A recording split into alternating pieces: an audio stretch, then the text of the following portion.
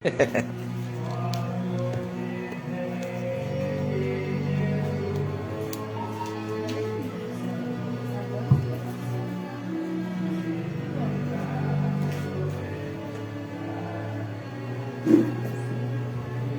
amados? Vamos colocar de pé e abrir a nossa Bíblia em Mateus capítulo 4.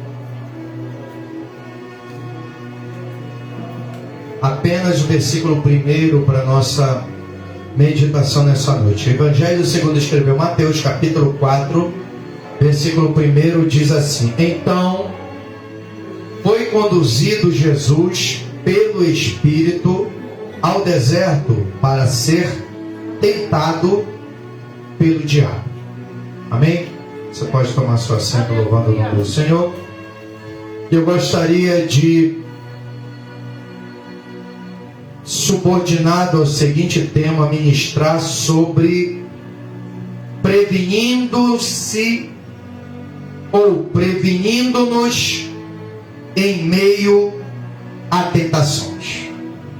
Amém? Foi o tema que nessa tarde Deus colocou no meu coração para trazer à igreja do Senhor nesta noite de adoração e de louvor. Vamos aprender nessa noite a se prevenir em meio às tentações. Em primeiro lugar, nós temos que observar que Jesus, ele havia acabado de ser autenticado como o Filho amado do Pai, ao emergir das águas batismais no Rio Jordão, onde ele fora batizado pelo seu primo de sangue, João Batista.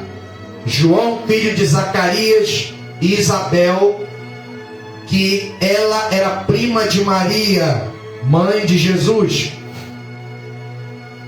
E após ser batizado, a palavra de Deus diz que João tinha recebido um sinal de Deus que sobre aquele que repousasse o Espírito de Deus em forma de pomba, seria o Messias prometido. E assim aconteceu.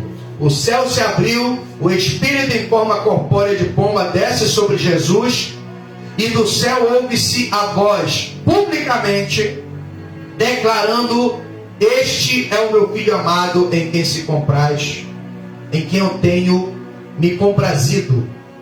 E a palavra de Deus diz que após este evento, aleluia, um dos eventos em que é evidenciada a verdade da Trindade Divina ou Santíssima Trindade, composta pelo Pai, Filho e Espírito Santo, três seres de personalidades distintas, mas uno em essência. No capítulo 1, no capítulo 4, que é o capítulo seguinte de Mateus, a narrativa desse evangelista nos transporta a um outro cenário em que o Espírito Santo conduz Jesus para um local com um objetivo. Esse local era o deserto da Judeia, e o objetivo era Jesus ser tentado pelo diabo. Mas vale primeiramente você observar que Jesus, ele não vai para o deserto de qualquer maneira. O versículo seguinte, que é o versículo 2, declara que Jesus jejuou, e não foi só um dia não, jejuou durante 40 dias. Lá no Evangelho de Lucas, capítulo 4, que tem a mesma narrativa, só que de um ponto de vista diferente, o evangelista Lucas, que se converteu durante a segunda viagem missionária, no capítulo de número 16, versículo 25 de Atos dos Apóstolos, nos informam que Jesus jejuou e orou durante 40 dias, e durante esse processo de 40 dias de oração e de jejum, o tentador não dava sossego para Jesus. A todo momento atacando, tentando, a todo momento fazendo fazendo com que Jesus perdesse a concentração do propósito de consagração. Mas é interessante que mesmo diante de todas essas investidas, Jesus ele permanece focado no propósito de se equipar e se preparar para o que vinha pela frente. E no versículo 1 diz que ele vai, do capítulo 4 de Mateus, para o deserto, guiado pelo Espírito, conduzido pelo Espírito. Em Lucas 4 diz que Jesus estava cheio do Espírito Santo, não estava vazio, não era um formalista, era um homem cheio do Espírito Santo, estava ali como homem, embora fosse Deus, 100% homem, 100% Deus. A palavra de Deus diz que quando ele chega no deserto, o tentador se apresenta em Mateus, já no auge da tentação, com as suas últimas propostas para tentar derrubar o Messias antes dele começar o seu ministério público. E eu percebo que Jesus, durante essas 3 propostas, ele toma algumas medidas para que ele não viesse cair na tentação do diabo. Quando ele mesmo, lá na frente, antes da crucificação, dá uma recomendação aos discípulos que o seguiam, os apóstolos mais íntimos, que era Pedro, Tiago e João. Ele declara, diz o seguinte: após 1 hora de oração, os discípulos dormem, porque estavam cansados. Jesus ele dá uma recomendação dizendo: vigiai e orai, para que não entreis em tentação. O espírito na verdade está pronto, mas a carne é fraca. E essa mesma recomendação, é interessante que antes de Jesus dar lá, ele se previne fazendo uso dessa recomendação, sendo ele o próprio exemplo para ensinar todo aquele que lhe deseja ser fiel a se prevenir das propostas tentadoras do adversário. Porque, irmão, a realidade é o seguinte: tem muita gente que ora muito, mas não vigia nada. Aí quando vem o tentador, com o famoso sapatinho de lã ou de algodão, ele acaba caindo e se desviando do propósito para o qual Jesus o chamou. Por quê? Porque orou demais, mas não vigiou. E a palavra de Deus nos ensina que a vida não é só de oração, a vida também é de vigilância. E vigilância subtende prevenção. E é sobre isso que eu quero falar nessa noite. Como se prevenir, aleluia, no meio da tentação. Porque tem situação, irmão, que acontece na nossa vida, que muitas das vezes é uma permissão de Deus. Não é você que entra porque quer. É Deus que te coloca na situação para mostrar para alguém que não crê no teu chamado, na tua vocação, que não crê na unção que está sobre a tua vida, para ele perceber que você não é um crente formalista ou crente de fachada, mas é alguém que foi levantado, firmado, vocacionado e capacitado por Deus para uma obra na terra. Então, para que Deus ele possa fazer isso, muitas das vezes ele permite certas situações acontecerem que infelizmente não tem como evitar. Você tem que atravessar, mas para atravessar tem que estar na vigilância. Para estar na vigilância tem que se prevenir. E é sobre isso que eu quero falar. Porque quando Jesus ele entra no deserto, conduzido pelo Espírito para ser tentado pelo diabo, a palavra de Deus diz, aleluia, no versículo de número 3, após o evangelista revelar o segredo da estabilidade da prevenção de Jesus, que era o jejum, o tentador ele faz uma proposta. Mas é interessante observar o seguinte: antes da proposta, o tentador tenta colocar dúvida quanto à identidade do Filho de Deus, declarando o seguinte: se tu és o Filho de Deus, transforma essas pedras, ordena ou manda que essas pedras se tornem em pães. Você observa que a primeira investida do diabo é sempre semear dúvida no coração do crente. Porque ele sabe que o crente só tem firmeza quando ele tem certeza. Quem não tem certeza das coisas, não tem firmeza. Porque fica aquela dúvida, será? Será? E a palavra de Deus nos ensina que Deus não trabalha no será. Deus trabalha na certeza. E fé é a certeza das coisas que se esperam e a prova das coisas que se não veem. Então, não tem como o crente ser derrotado pelo diabo, tendo certeza de quem ele é na presença de Deus. É a primeira coisa que o crente tem que saber. Quem ele é na presença de Deus. Se eu não tiver noção da responsabilidade que eu tenho, na primeira proposta tentadora para me corromper, eu caio, irmão. Jesus sabia quem ele era. Tanto que ele não considera a tentativa de confundir a identidade da parte do tentador.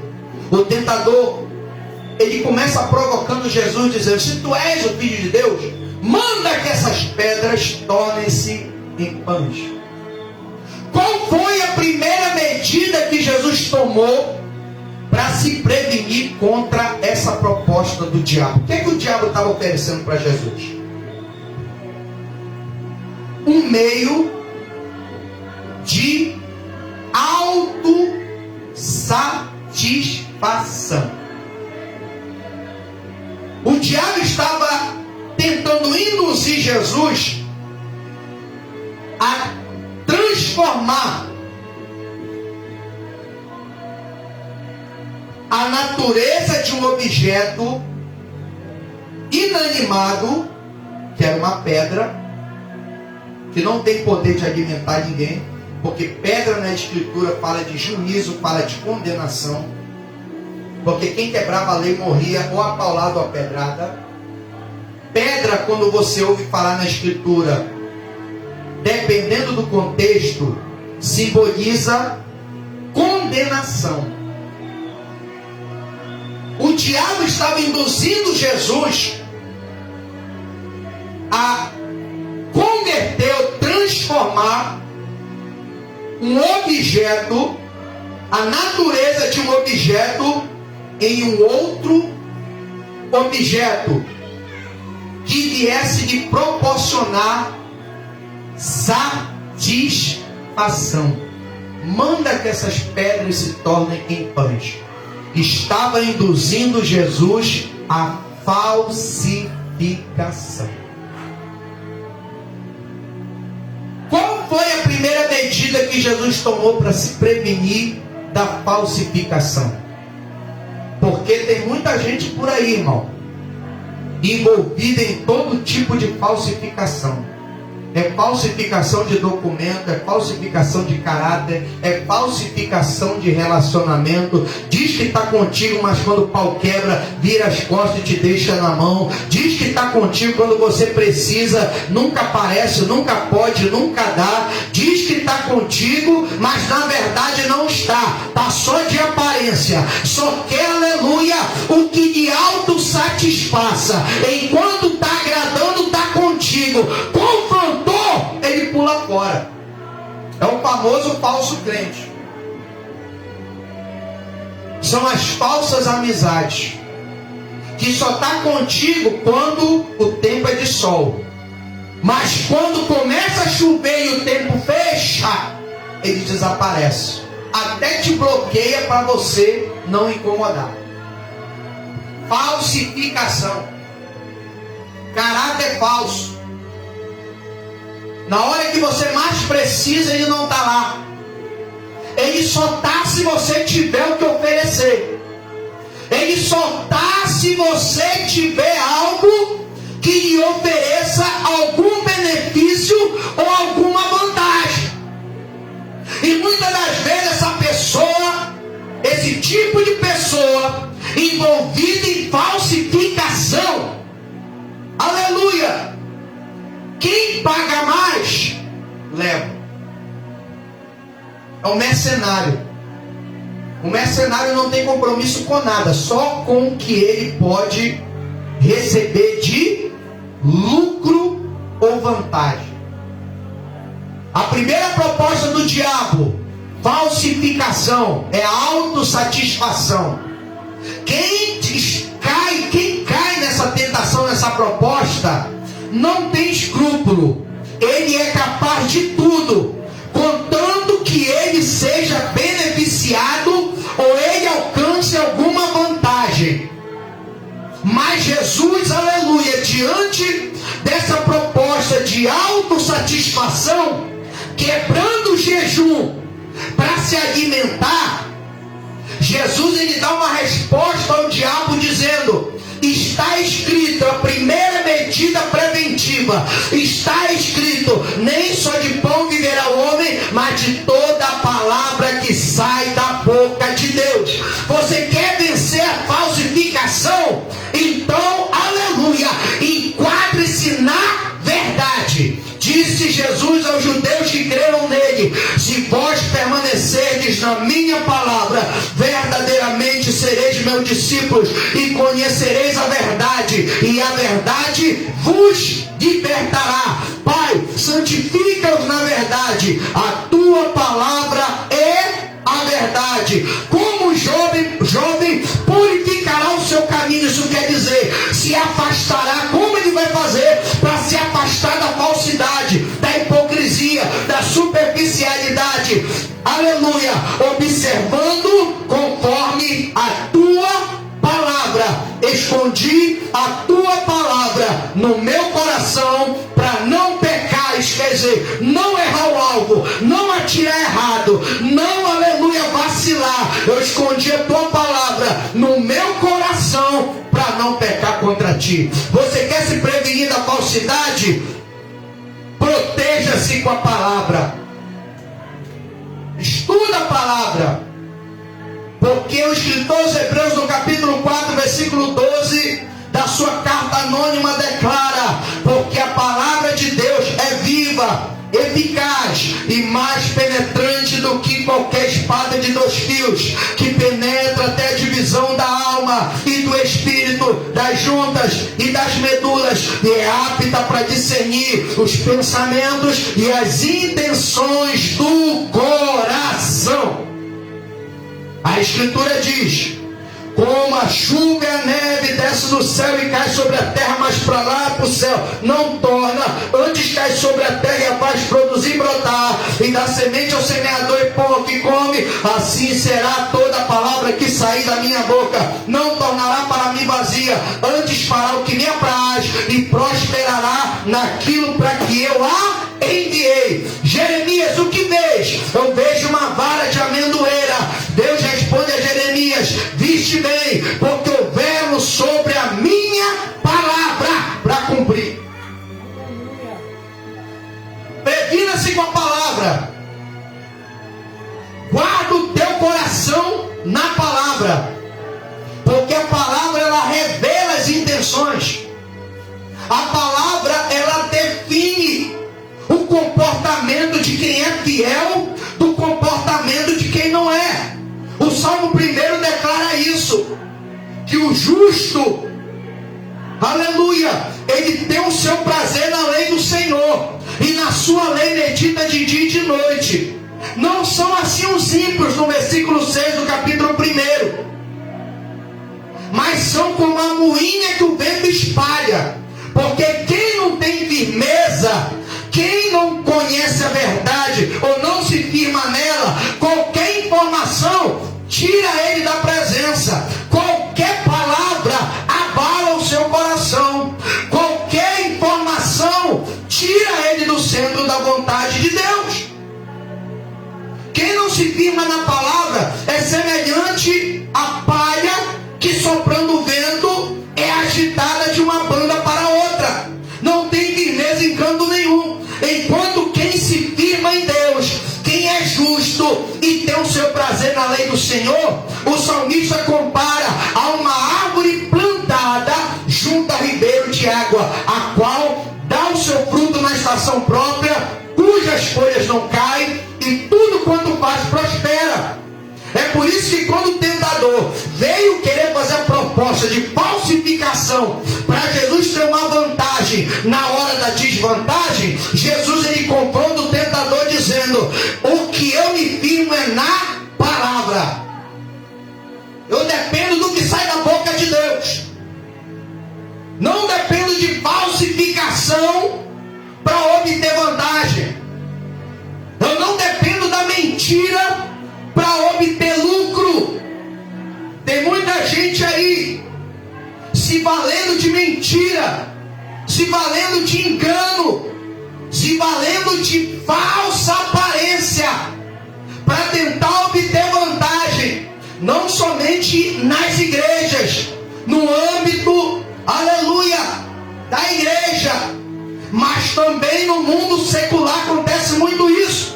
É por isso que nós vemos escândalos e mais escândalos, pessoas sendo acusadas de corrupção, acusadas de hipocrisia, porque na igreja dá glória a Deus e no trabalho faz vergonha para o nome de Jesus. Na igreja, aleluia, ele tem o seu lugar, mas no seu trabalho ele não se coloca no seu lugar, e assim sucessivamente. Então nós vemos, aleluia, que enquanto você não depender do que sai da boca de Deus, qualquer coisa que vem ao teu encontro, você está entrando na furada. Tem muito crente por aí que está fazendo vergonha para o evangelho. Qualquer propostazinha indecente tira ele da presença de Deus, porque ele não quer passar prova, porque ele não quer passar o momento que Deus está permitindo para provar o caráter. E caráter é provado pela palavra, porque a palavra é que diz quem é e quem não é. Não podemos nada contra a verdade, senão pela verdade. Diz Paulo aos Coríntios na sua segunda carta, no capítulo 13, versículo de número 5. Não podemos nada contra a verdade, senão pela verdade. O filtro da palavra está deixando muito crente, aleluia, para trás. Mas eu louvo a Deus que ainda existe um remanescente que valoriza a palavra, que só faz o que a palavra manda, que só vai para onde a palavra direciona, que aguarda naquilo que a palavra promete. Jesus sabia quem ele era, por isso que ele não entrou pelo caminho da falsificação para se autossatisfazer. Porque Jesus poderia muito bem fazer aparecer um alimento ali, ou mudar a natureza de algum objeto para se favorecer. Mas não. Jesus sabia que tinha que suportar aquilo ali. E que o diabo viria justamente nisso aí. Porque é na hora mais delicada da nossa fé e da nossa dificuldade, é que o tentador vem para tentar oferecer suas propostas para poder te facilitar.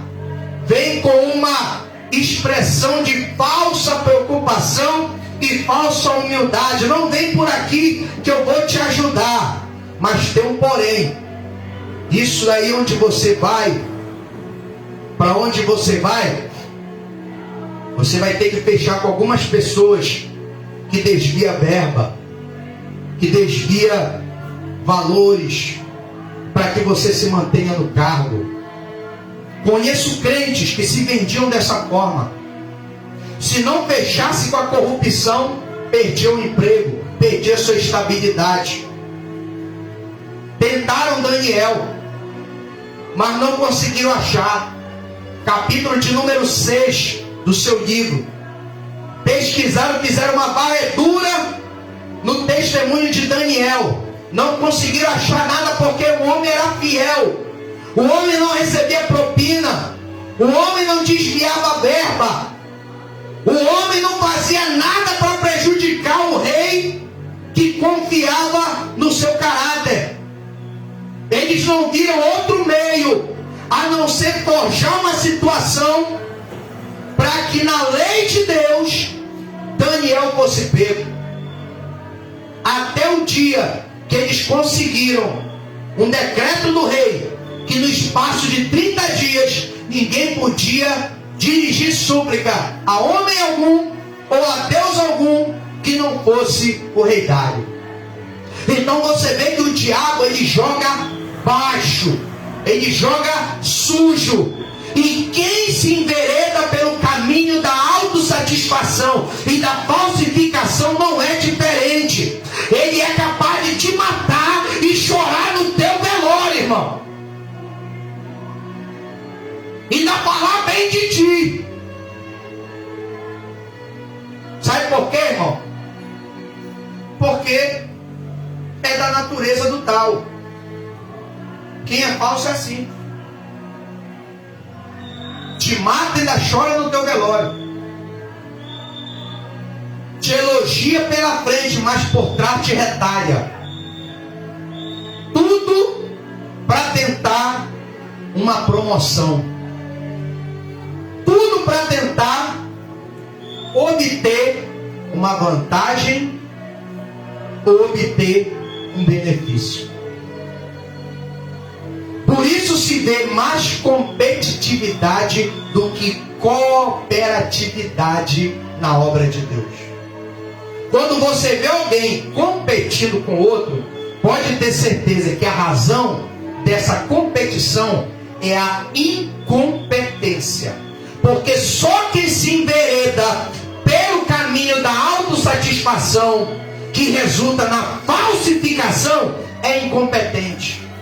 Para compensar a incompetência, ele tenta derrubar quem consegue, com maestria e responsabilidade, cumprir o seu dever.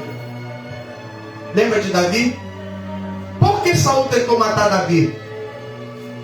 Porque Davi fazia o dever de casa. É para guerrear, vamos guerrear. Se Deus mandou matar, mata. Se Deus mandou prender, prende. Saul não. Deus mandou, mata os amalequitas. O povo chegou, não, esse gado aqui tá bonito. Esses pertences aqui são preciosos. Tu vai destruir tudo isso porque Deus mandou? Faz o seguinte, mata só alguns, prende o rei, poupa as mulheres e as crianças, e o melhor desse despojo oferece para o teu Deus, ele vai se agradar. Propina. Quer comprar Deus com o prêmio da injustiça. Tem muita gente assim. Vai lá, engana os outros, depois vem dar dízimo na igreja do dinheiro que roubou dos outros. Falsificador.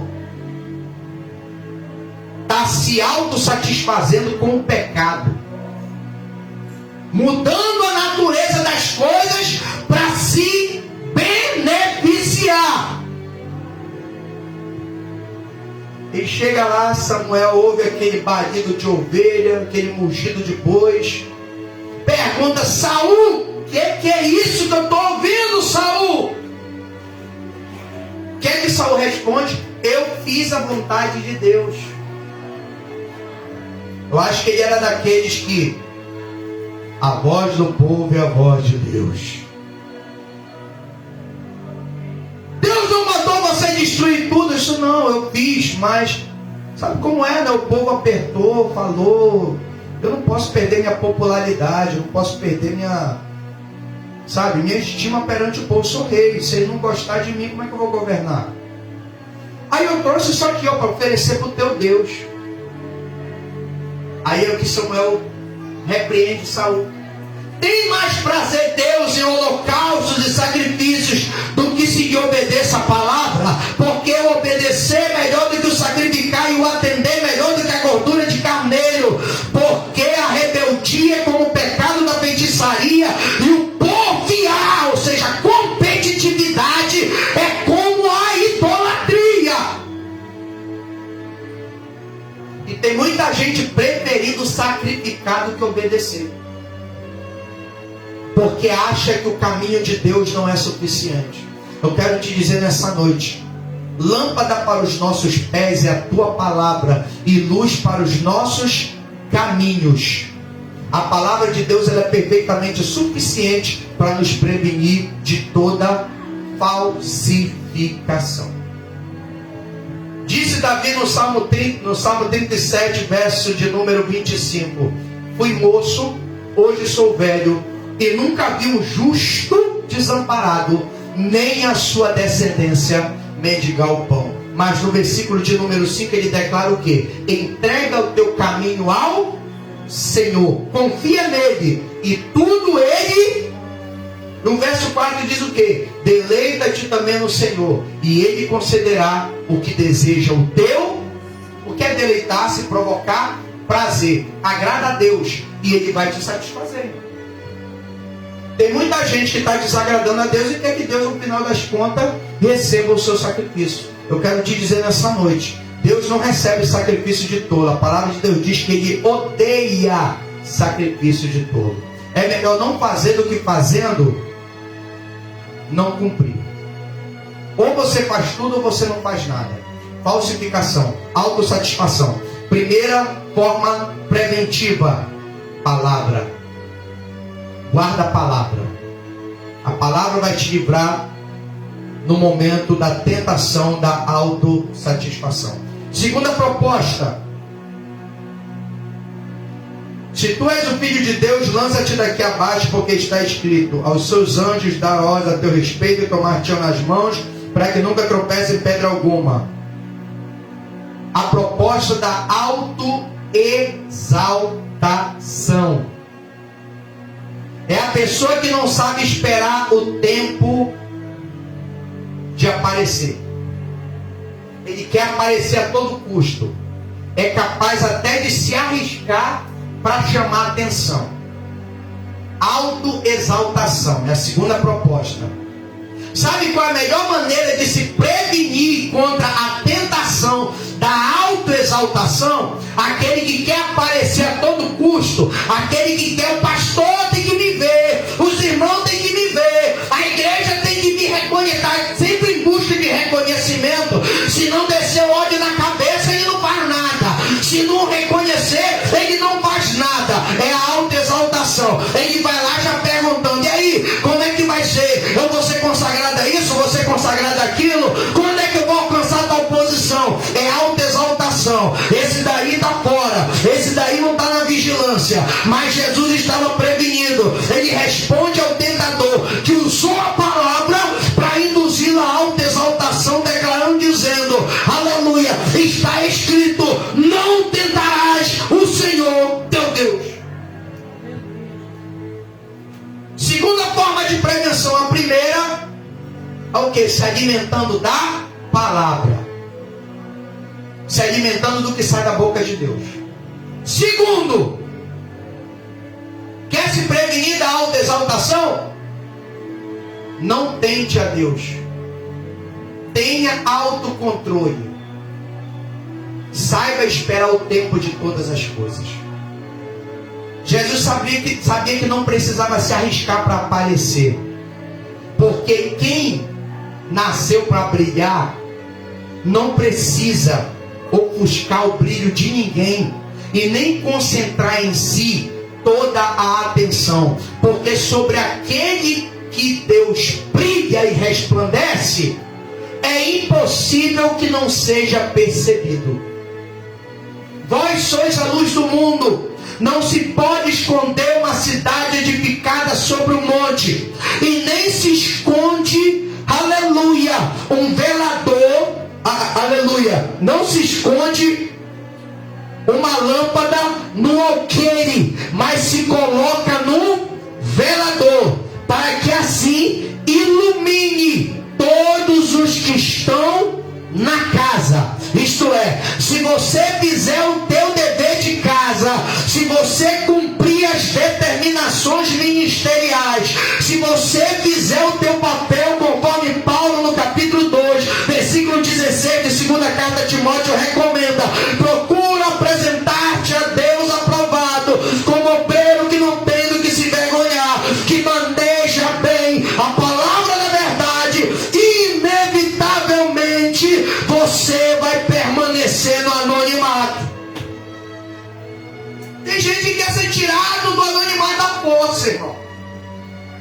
já quer chegar, como diz o outro, sentando na janela.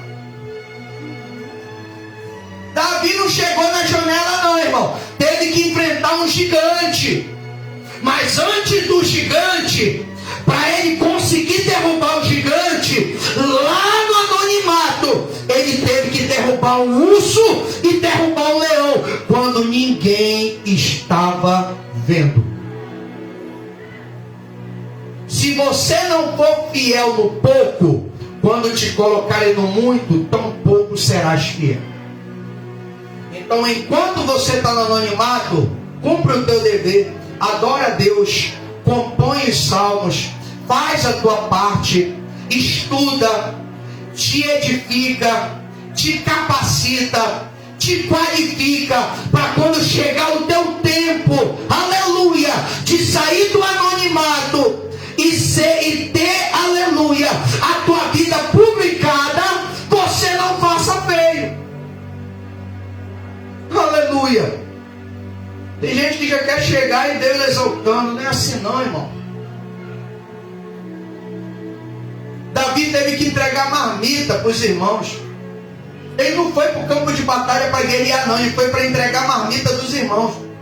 A palavra de Deus diz que como ele não viu ninguém que se propôs a lutar contra aquele gigante, todos ali preparados para a guerra, ninguém se propôs a lutar com o gigante. Ele se propôs. Aí julgaram: tu não és soldado, tu não tens experiência, tu não tem qualificação, não tem qualificação para guerrear como soldado, mas no campo, aleluia, Deus capacitou e estruturou, irmão. Para você calar a boca de quem te desmerece, você tem que se qualificar para tal. Não adianta você responder no mesmo nível, porque palavras o vento leva, o que fica é testemunho. Então faça para que você tenha o reconhecimento. Não seria necessário Jesus pular do pináculo do templo para mostrar que era o Messias, porque no tempo certo o Pai o revelaria. Saiba esperar o tempo de Deus. Tenha autocontrole. Tenha autocontrole. Porque a palavra de Deus vai nos dar autocontrole. Pratique a palavra de Deus e ela vai te dar domínio próprio. Não adianta só você comer a palavra e na hora da provocação você perder o controle. Porque é tudo que o diabo quer, que você passe à frente de Deus, que você derrube outros para querer aparecer. Não faça isso. Não tente a Deus. Não te coloca numa situação de risco para querer ser percebido, porque quem tem que aparecer na nossa vida é Deus. Se você revelar Deus, Deus ele vai te revelar. Prevenção, autocontrole ou domínio próprio. Não tentarás o Senhor teu Deus. O domínio próprio te ajuda a esperar o tempo certo de todas as coisas. A tentação vai vir. Vai aparecer um irmão que vai cantar desafinado, que vai pregar meio embaraçado. Aí vai vir aquela vozinha no teu ouvido: olha, esse daí não está muito bom para tal cargo não, mas se você tivesse ali, eu tenho certeza. Você está entendendo? Tem muita gente assim. Tome cuidado, porque o tentador continua induzindo muita gente à autoexaltação. E a palavra de Deus diz que aquele que a si mesmo se exaltar será o quê? Humilhado. Mas quem a si mesmo se humilhar será o quê? Deus exaltará. Terceira e última proposta: se tu és o filho de Deus, não. Versículo de número 9. Tudo isso te darei, se prostrado me adorares. Tudo isso o quê? No versículo 8, o diabo transporta Jesus para o alto de um monte e mostra o mundo, todos os reinos do mundo e a glória deles. Tudo de bom que o mundo pode oferecer. Vantagens, benefícios, prazeres, estabilidade, fama, poder, nome nos outdoors, ser conhecido no âmbito global, autoglorificação. A terceira e última proposta do diabo: autoglorificação. É aquele que a si mesmo, é aquele que só vai naquilo que pode lhe garantir algo que lhe proporcione fama. Fama é a fascinação das riquezas. É aquela semente que foi semeada entre os espinhos, que quando cresce, os espinhos sufocam e neutralizam a semente, o broto, e se torna infrutífero. É o crente que só faz se receber, só faz se for pago. É aqueles crentes que se comportam que nem artista ou cantor do mundo. Cobra cachê, se não pagar não vai. Transforma o sagrado em comércio. Pega o que é dado gratuitamente e vende como se fosse um produto.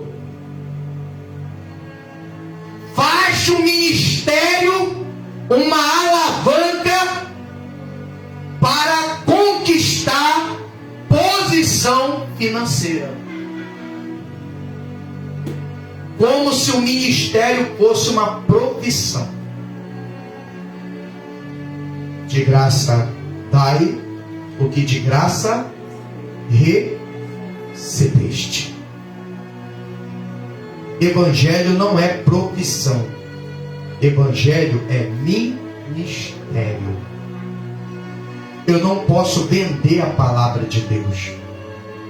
Eu não posso vender o meu ministério.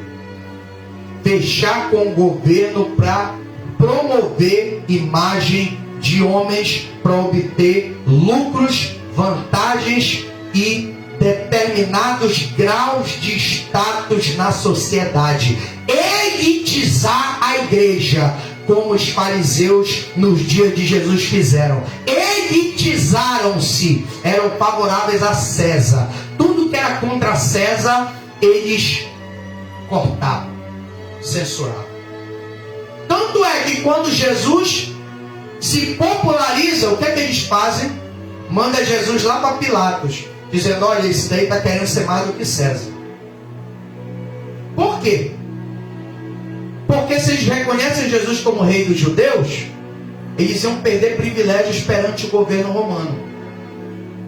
Crentes envolvidos na tentação da autoglorificação são assim. Tem que ter dinheiro rolando. Se não tiver dinheiro rolando, o negócio não funciona. Tudo tem que ser pago. Nada deve ser gratuito.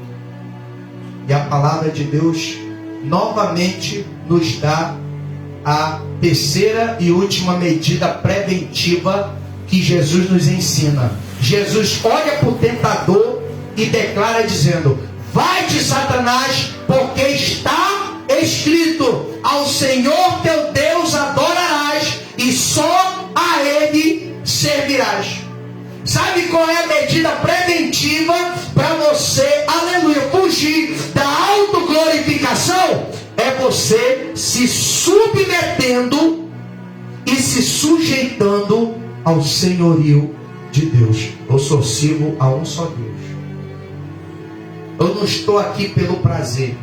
Eu não estou aqui pela fama. Eu não estou aqui para aparecer. Eu estou aqui como João Batista. Importa que ele cresça e que eu diminua. Uma vida de dedicação total a Deus. Aquele crente que adora a Deus na frente do ímpio e adora a Deus também na sua congregação.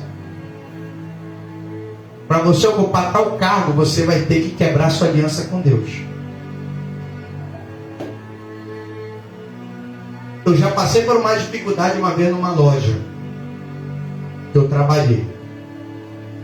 Que eu tinha que vestir uma roupa que promovia a idolatria. E eu me impus. Ah, mas é ordem.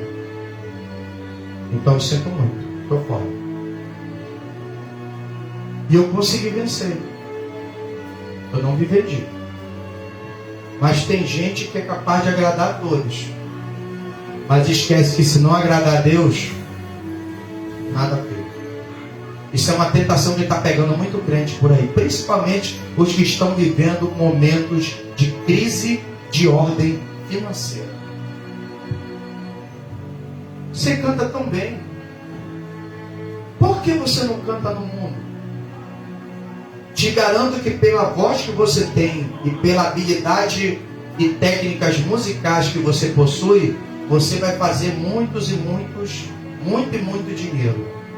E tem muita gente que está trocando o ministério de louvor pela música do mundo. E está fazendo dinheiro, irmão. Está fazendo dinheiro. Está fazendo dinheiro. Eu conheço uma dupla que era crente, se converteu ao evangelho, deu testemunho. Depois um se desviou e logo após o outro também não aguentou. Os dois, todo mundo aí cantando para o mundo novamente. Por quê? Porque nas igrejas não conseguiu lucrar. Porque ministério não é isso, irmão. Ministério é isso aqui, ó. Aí vem muita gente com essa ilusão. Eu vou cantar gospel agora e vai chover dinheiro. Você não tem que cantar gospel não. Você tem que louvar a Deus. O teu louvor tem que libertar e não fazer dinheiro. Quer fazer dinheiro? Vai trabalhar. Foi o que Jesus falou. Eu adoro a Deus. E só a Ele é que eu sirvo. Eu trabalho para Deus. E é Deus que me recompensa. Amém, amados? Muitas foram as propostas que chegaram para mim quando eu abri mão do mundo secular. Oportunidade de fazer dinheiro. Falei. Deus falou que não era para ir. Enfrentei muita dificuldade, muita oposição, muita resistência. Teve momentos que eu ia ceder. As portas estavam abertas para mim. Era só entrar. Mas Deus falou para mim, eu não te quero lá, eu te quero aqui. Eu tive a oportunidade de embarque. Deus falou, não te quero embarcado, eu te quero em terra, não te quero no meio do mar. Ah, mas lá também tem culto, tem igreja, tem isso, aquilo outro. Tem, mas eu não te quero lá. Eu te quero aqui. A minha chamada contigo é na terra, não é na água. Se fosse na água, eu te colocava lá.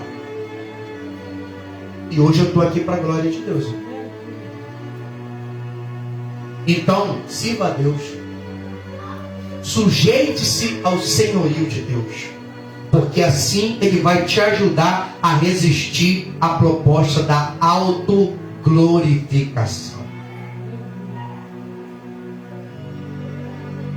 E eu finalizo com o que Jesus falou a Pedro e aos discípulos após repreender Pedro por uma imprudência, por não compreender o propósito do sacrifício vicário de Cristo, quando ele repreende Pedro dizendo: para trás de mim, Satanás, que só me serve de escândalo. Ele vai dizer: o que adianta o homem ganhar o mundo todo e perder a sua alma? Ou o que dará o homem em resgate da sua alma?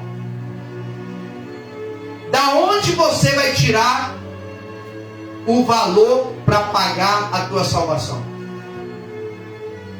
Não tem, irmão. Então é melhor ficar debaixo da cruz. É melhor ficar debaixo do sangue. Aquele que salvar sua vida, perdê-la-á. E aquele que perdê-la por causa do meu nome, a salvará. É o que Jesus fala para Pedro. Pedro, eu não estou aqui para ter pena de mim, não. Eu estou aqui por vocês. Se eu não morrer, vocês não vão ser salvos. Então, irmão, entenda que quem deseja ganhar o mundo acaba perdendo a sua própria alma. Não perca a sua alma para o mundo. Não venda o teu caráter, porque o teu caráter não foi comprado na feira e nem achado em qualquer esquina. Foi construído por uma vida de fidelidade a Deus. Amém? Coloque-se de pé. Para vencer a autossatisfação, previna-se com o alimento da palavra de Deus. Com a palavra. Para prevenir-se contra a autoexaltação, desenvolva o autocontrole ou domínio próprio que a palavra de Deus te proporciona. Você não precisa fazer nada para aparecer, porque quem se revela a Deus, Deus revela ao mundo. E não venda o teu ministério por uma vantagem ou benefício no mundo, mas sirva a Deus, porque quem serve a Deus, Deus, Ele usa e o envia até os confins da terra. Tem um memorial perante Deus. Deus não vai esquecer de você. Amém, amados? Vamos orar. Deus, eu quero te agradecer e pedir ao Senhor que ajude as tuas servas e aos internautas que acompanham, ó Deus, essas ministrações, que sejam alcançados por este direcionamento de Deus, para que na hora da tentação, o momento mais delicado da prova, eles não cedam, Senhor, a estas propostas, que são as mais comuns que têm derrubado muito crente da presença de Deus. Mas que eles previnam-se comendo do que vem da boca do Senhor. Que eles previnam-se com o domínio próprio e saibam se dominar, saber esperar o tempo das coisas. E que não se vendam pelo primeiro prato de lentilha ou pelo primeiro banquete da mesa de Nabucodonosor que aparecer, mas que comam legumes, mas na certeza de que quando a prova passar, Deus os promoverá. Por isso, Deus, eu te peço nesta noite, ajuda a tua igreja, e que o Senhor possa, Deus, ajudá-la a se prevenir contra toda e qualquer tentação que vier ao seu encontro. Deus, eu quero te pedir também em especial nesta noite, que o teu Espírito Santo venha alcançar aqueles que estão enfermos, aqueles que estão acamados em situação na saúde de forma crítica, que o médico já desenganou, já declarou que não tem mais reversão, que o homem alcançou o seu limite e que daí para frente é só Deus para reverter o quadro. Deus, eu te peço nesta noite, alcança com a cura divina, pois a tua palavra diz: e porão as mãos sobre os enfermos e os curarão. É um dos sinais que seguem aqueles que creem. Por isso nós cremos na tua palavra E liberamos nesta noite uma palavra de cura. Que você seja curado nessa noite. Que você seja alcançado pela virtude de Cristo. E toda enfermidade saia desse corpo. Porque não pertence a essa estrutura. Que você seja milagrosamente tocado por Deus. E seja curado nesta noite para a glória do nome de Jesus. Assim nós oramos e te agradecemos, ó Pai. Porque cremos que Tu és o Senhor que nos sara. Em nome de Jesus. Amém. Amém, amados?